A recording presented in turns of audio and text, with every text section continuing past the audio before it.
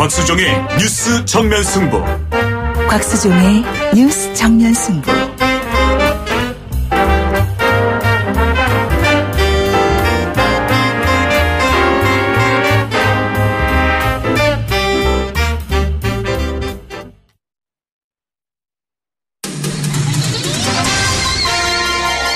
정면 스포츠.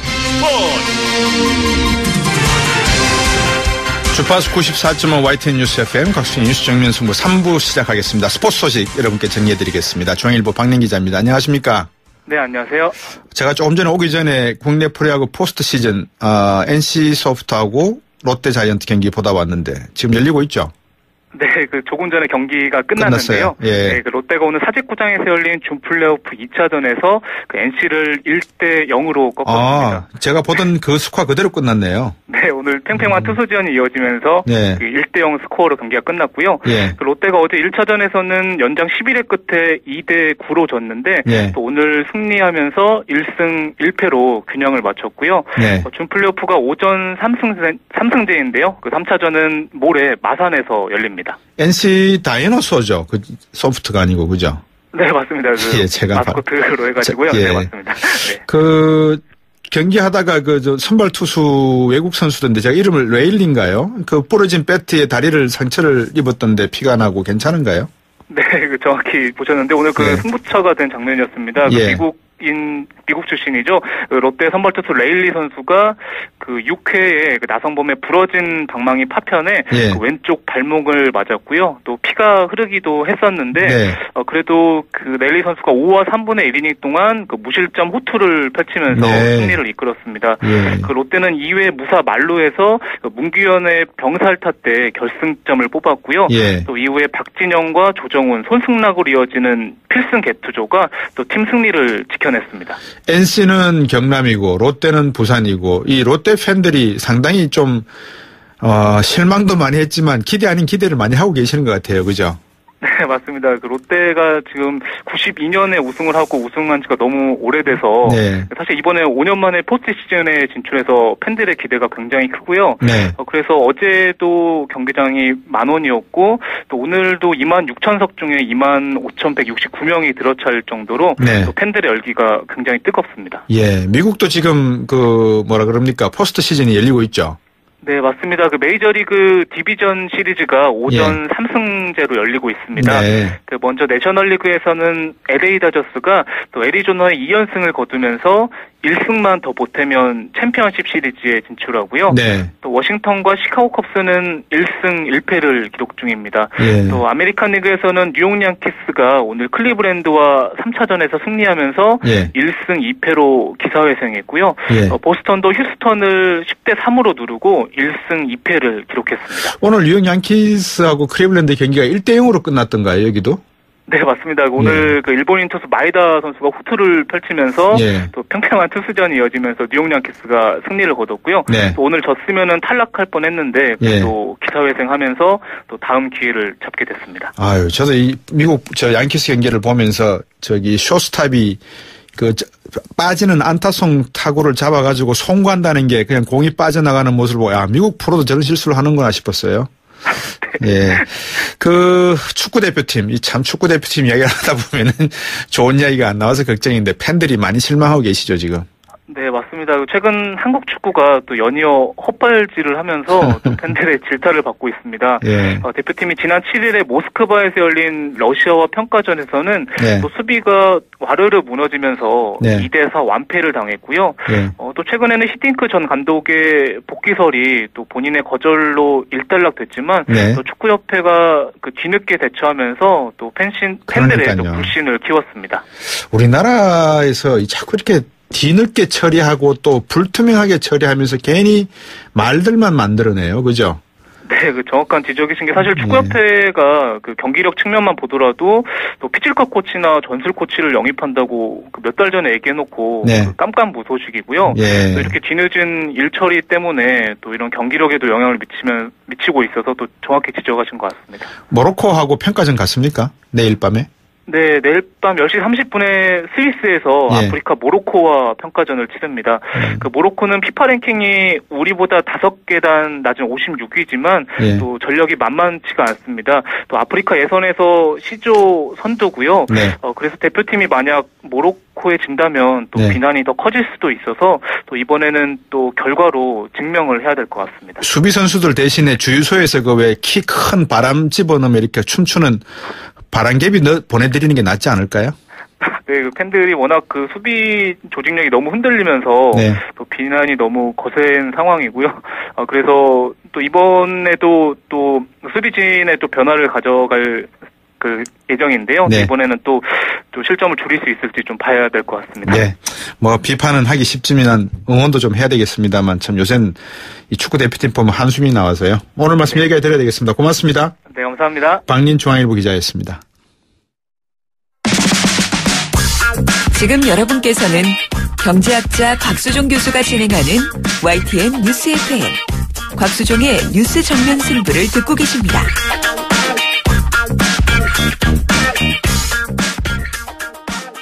요즘 몸값이 상당히 올라가는 정당이 있습니다. 어디냐고요? 뭐 잘 아시겠죠. 국민의당입니다. 국민의당은 지금 더불어민주당으로부터도 러브콜, 바른정당과도 러브콜, 또 은근히 앞에서 우리 자유한국당의 정태혁 의원으로부터 이야기 들었습니다만 자유한국당으로부터 약간 러브콜이 있는 것 같습니다.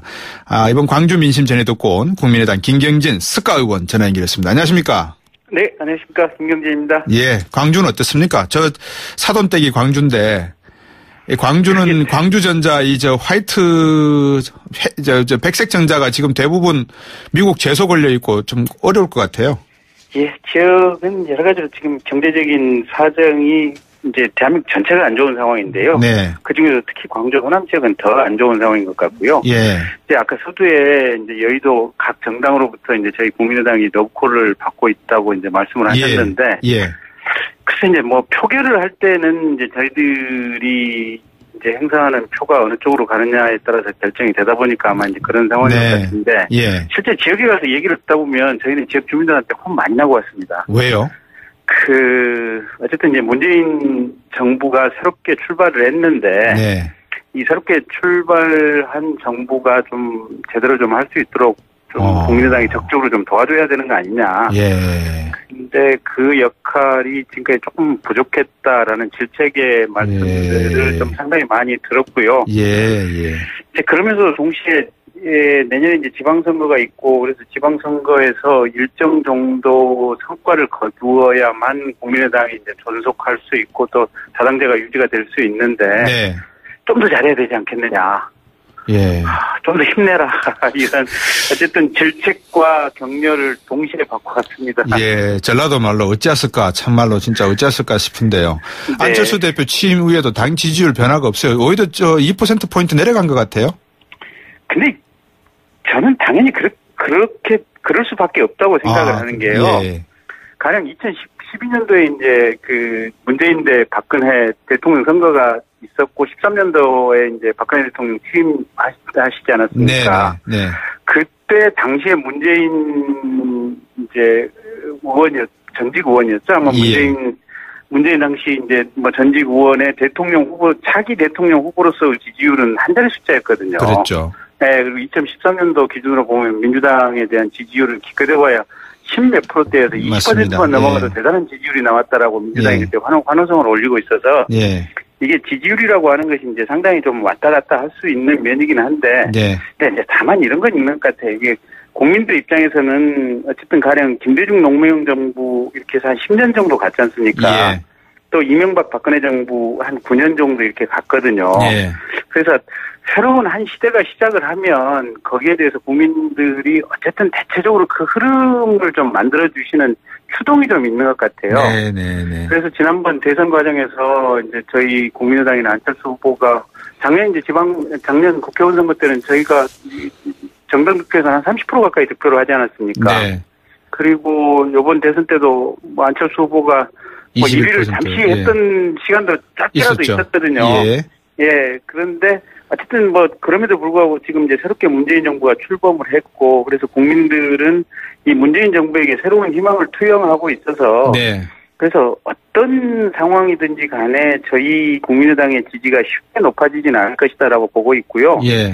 이제 결정적인 게 이제 선거 과정에서 안철수 대표가 이제 TV 토론이라든지 뭐 이런 이제 조금 미숙하고 공감 능력이 부족한 모습들이 조금 노출이 되지 않았습니까? 많겠죠, 뭐. 예.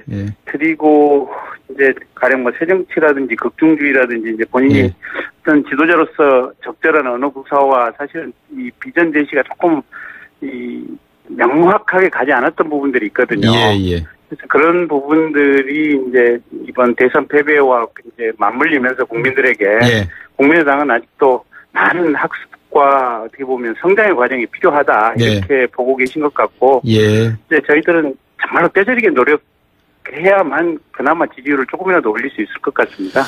김경진 의원을 비롯해서 제가 국민의당에 계시는 의원분들을 상당히 좋아하는 분들도 많은데 지금 호남 출신 분들이 23분인가 그렇죠. 거의 다. 그죠? 예, 그렇습니다. 그러면 앞에서도 솔직하게 말씀해 주셨습니다만 호남 분들이 지금 문재인 정부 출범에 물론 뭐 호남 분들이 뭐 정부에 입각을 많이 하고 옛날과 달리 비서실장 시절에 우리를 이렇게 홀대하다가 막상 대통령 되고 나니까 이제는 우리 잘 봐준다 뭐 호남 사람들이 정부에 많이 들어가 이런 이야기도 많이 나오겠지만 그래도 호남 분들이 냉정하게 봤을 때 이 정부가 안정되는 것이 국가 전체 이익에 부합이 된다면 국민의당이 적극적으로 협조 좀 해달라 이런 것들이 정치적인 어떤 협치, 연정 이 부분에 좀 더 적극적으로 가달라 이런 이야기 같은데 안철수 대표의 기조와는 좀 다른 것 같습니다. 그래서 이제 저희들 내부에서도 이제 안철수 대표는 지금 당 대표고요. 이제 저희 김동철 원내대표가 이제 계시고 어차피 국회에서 법안과 예산으로 해야 될 부분들은 원내대표를 중심으로 이제 일정 정도 돌아가도록 이렇게 돼 있거든요. 그래서 저희들은 지금 현재 문재인 정부가 잘못하는 점 가령 공무원을 지나치게 늘리겠다고 해서 이제 어떻게 보면 이게 이 일자리 잘못 만드는 어떤 포퓰리즘적인 정책이라든지 또 뭐 이런저런 잘못된 점에 대해서는 저희들이 비판을 하지만 큰 틀에 있어서는 어쨌든 협치를 하고 건설적인 어떤 대안을 제시하면서 비판을 하려고 노력을 하고 있고요. 그래서 이제 저 같은 경우도 사실은 이제 과학기술 상임위 소속인데 이게 해상부처 공무원들하고 어쨌든 대화를 많이 하려고 노력을 합니다. 그래서 필요한 부분은 과연 무엇이냐. 그리고 내가 비록 야당이지만 우리가 어떤 역할과 어떤 정책 대안을 지지를 해주었으면 좋겠고 어떤 역할을 해줬으면 좋겠냐 그렇게 제가 자꾸 물어보거든요. 보면 그래서 그런 방식을 통해서 이 정부가 잘 될 수 있도록 저희들이 많이 노력하고 있습니다. 제가 솔직히 말씀을 드리면 지금 광주시장하고 윤 시장 그분은 어떤 면에서 보면 상당히 여론이 안 좋은 것 같더라고요. 민심이. 그래서 차기 가능성은 별로 없으신 것 같고 제가 이런 말씀 드리면 너무 뭐 한쪽 기울어진 그런 공정방송이 아닐 수도 있지만 결국은 또 국회의원 입장에서 놓고 보시면은 예산을 많이 따가는 게 또 가장 바람직한 지역 어떤 발전 아니겠습니까? 그러면 지역의 어떤 행정적인 지자체의 선거를 앞둔 모습과 국회의원으로서 가져가야 될 모습이 상충되는 부분도 있고 합치되는 부분이 있는데 이거를 어떻게 지금 조율하실 생각이세요? 국민의당에서는? 그러니까 이제 이게 전국에 있는 모든 지역구 출신 국회의원들의 모순적인 숙명이 이제 그런 점들이거든요, 보면. 자기 지역을 위해서 최대한 예산 확보를 하고 사업을 많이 이렇게 따가야 된다는 이것과 또 이게 자기 지역으로만 가져가려고 하다 보면 이게 낭비적인 요소는 없는지 불필요한 사업은 뭐 아닌지 이제 이런 고민을 하게 되는데 어쨌든 저희로서는 이 두 가지 것을 동시에 고민할 수밖에 없는 상황입니다. 그래서 보면 위원회 내부에서 또 공직자들하고 또 특히 이제 이 기재부 공무원들하고 솔직히 얘기해보는 부분이 제일 중요하거든요. 그래서 그런 과정을 거치려고 하고 있고요. 다만 이제 이번에 저희가 광주 이제 호남권 갔을 때 이제 호남권 그 SOC 예산 홀 때가 있었느냐 없었느냐 그런 논란들이 좀 있었는데요. 그 다른 부분은 제외하고 이제 호남 고속철도가 지금 광주까지만 고속화되어 있고 광주부터 나주 목포까지는 아직도 저속철이거든요. 보면. 근데 전 이제 광주다 보니까 이 고속철도가 이게 어떤 수요에 따라서 공급이 돼야 되는 게 아니고 네. 공급이 되고 나니까 보니까 승객들이 만들어지는 수요가 착출되는 측면들이 분명히 있더라고요. 있습니다. 보니까. 예, 세이 법칙이라고 있습니다. 예. 그래서 나주나 목포까지 이게 고속철이 완공이 되게 된다면 네. 그쪽으로 아마 서남해안권 관광이 대단히 활성화될 수 있는 요소들이 이게 분명히 있어서 예. 이제 그런 부분은 저희가 이번 정기국회 과정에서 정부에게 좀 강하게 요구를 해볼 생각입니다. 그리고 네. 문재인 대통령도 사실 대선 후보 과정에서 예.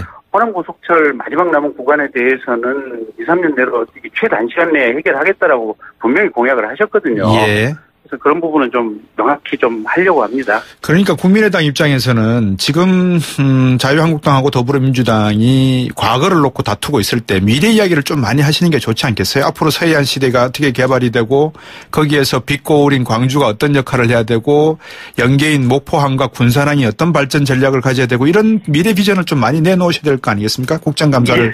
통해서라도. 예, 그렇습니다. 그래서 이제 저도 과학기술 정보통신 상임이다 보니까 예. 이제 최근에 이제 중국에서 우리나라 기술을 따라잡은 것으로 이제 보여지는 양자통신이라든지 네.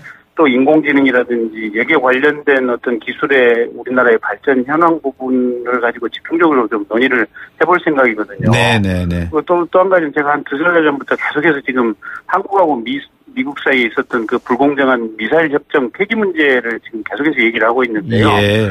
사실은 이게 미사일을 이제 미국에서 사오는 문제뿐만 아니고 이 미사일 협정의 존재로 인해서 우리나라에서 드론 개발이라든지 아니면 그렇죠. 그 우주선 발사체 중에 고체 연료를 넣는 부분들이 있거든요. 네네.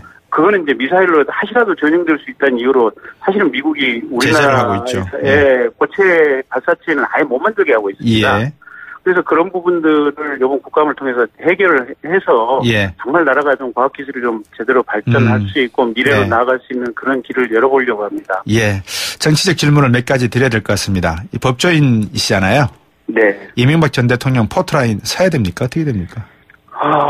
이제 원론적으로 얘기를 하면 예. 그 범죄 행위에 해당해야 되고요. 예. 그다음에 그것이 이제 증거로서 입증이 되어야 되는데. 예.